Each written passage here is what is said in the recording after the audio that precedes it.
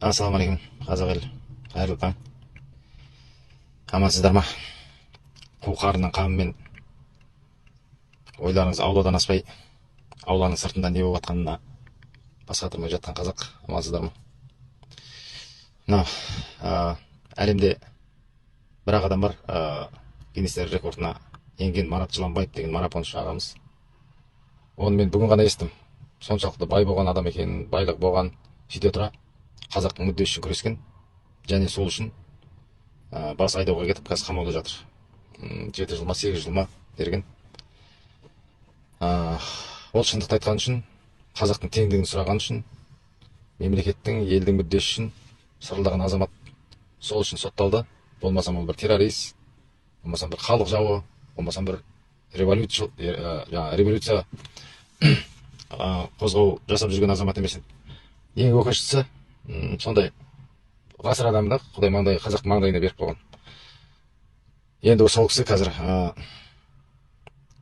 азып, салмағы 44 килограмм болып қапты деп бір апта 10 күн бұрын естігенбіз. Енді осы судорога беріп жатыр дейді, уже әлі жоқ. Әбден қалжыраған, әлсіреген. Бірақ мынау сатқын жүйенің құрбаны болған, оны мойындамай арыстан жүрек ағамыз әлі өзінің дегеннен қайтпай жатыр. Рухты кісі. Ал сондай кісіні танымайтын адамдар бар екен, сол ағамызда, Марат Жыланбаев ағамыз танымайтын адамдар бар екен. Арон Атабек уақытында қазақ үшін шырылдаған, ол да өліп тынды. Өлердің алдында ғана шығарды. Міне енді қазақтар өстіп жата беріңдер, той тойлаңдар, Амилой Сампоның эфиріне кіріңдер, жас буын үлкендерің, ата сақалдарың аузыңа біткенде елдің мүддесін сөз етудің орнына жаңа тойда билеңдер, сақалдарың сапсиып, қутыңдап, кемпірлерің шалбар киіп, шаш киіп, қазақ екеніңді ұмытып, өзің тегіңді ұмытып, тексізденіп, тыртыңдап билеңдер. Жастарың әлем-жәлем боп, ағасы бар ма, әкесі бар ма, бір еркек кіндіктен осылардың туысқаны бар ма деп ойлайсың. Әйтеуір жаңағы ең әуретті жері ғана көрінбейді. Әйтеуір киген киімінен, билеген биінен анау стриптиз билейтін қыздар сияқты қарындастары болса да, қыздары болса да әй демейтін, жалпы сорлы қоғам болдық қой. Жалпы қазақ, текті қазақпыз, мына жер кімдікі, қазақтыңкі дейміз. Одан бір әдемі бір андай нелерді қойып қоямыз, жаңағы рухты әндерді қойып қоямыз. Сол әнді қоюға, парақшалаңа бір сондай дүниелерді қойып қалай ұялмайсыңдар, мына жер кімдікі, қазақтыңкі деп. Бірақ сол қазақтың жерінің бәрі тоналып, сұрағанның бәрінде, сұрағанның қолында, ұстағанның жаңағы қолында дегендей сондай кетіп жатыр. Еш бастарыңа ауырмайды. Сол Марат Жыланбаев ағамыз ертең өлсе, ешқайсың үндемейсіңдер, оны білеміз. Бірақ ертең балаларың, сендер қартайған кезде балаларың, папа, бізде кезінде мынаншалықты жер болған екен ғой, бізде осыншалықты тарихтан біліп жатырмыз, осыншалықты байлық болған екен, жер асты, жер үсті байлық болған. Солардың бәрін шетелге, басқа жаққа, талан-таражға беріп қойып, сендер не қарап жүрдіңдер деп сұраса, не беттеріңді айтасыңдар? Осындай батырларымыз болған екен, қазақтың мүддесі үшін күрескен. Неге соның жанынан табылмадыңдар десең, не жауап бересіңдер? Болмасам ұлдарың, қыздарың қол күң болады келешекте. Ойламаңдар сендер ана қалталарыңа 5 теңгелеріңмен бүкіл жаңа үрім-бұтағыңа дейін жеткіземін, болмасам бәрі жетеді деп. Жоқ.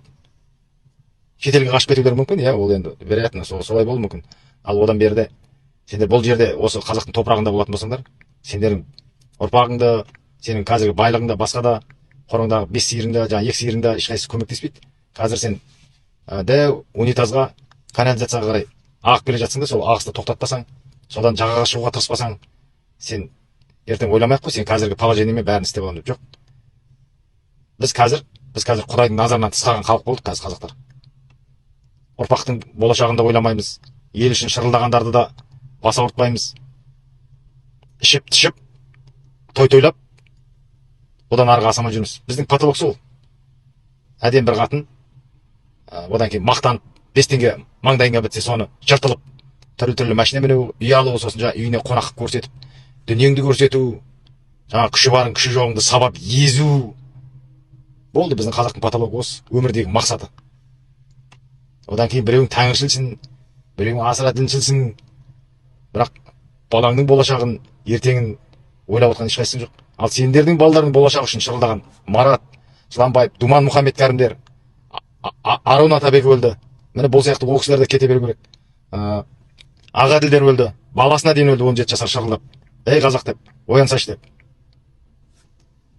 Сонда сендер не күтіп жатсыңдар, мен түсінбеймін енді, қазақтар. Ол бізде ауызбіршілік болмаса, келешегіміз болмайтын бастарың жетпей ма? Жоқ, бастарың жетіп тұрса да бәрібір ма сендерге? Бәрі өле беру керек па? Қазақ үшін шырылдағанның барлығы өле беру керек па? Сендер үшін шырылдағандар да өле беру керек па? Әлі де жата бересіңдер ма? Ең құрыса бостандық деп парақшаларыңа салып, әлеуметтік желіні толтырсаңдаршы, Марат Жыланбаевқа бостандық. Көшеге шығуға, ана үрейлерің аяқ қолдарыңды дірілдетіп пұттарыңа жіберіп қоятын болсаңдар, әлеуметтік желіге бір парақшаға салып көріңдерші. Әрқайсың, еркегің де, ұрғашың да, үлкенің де, кішің де.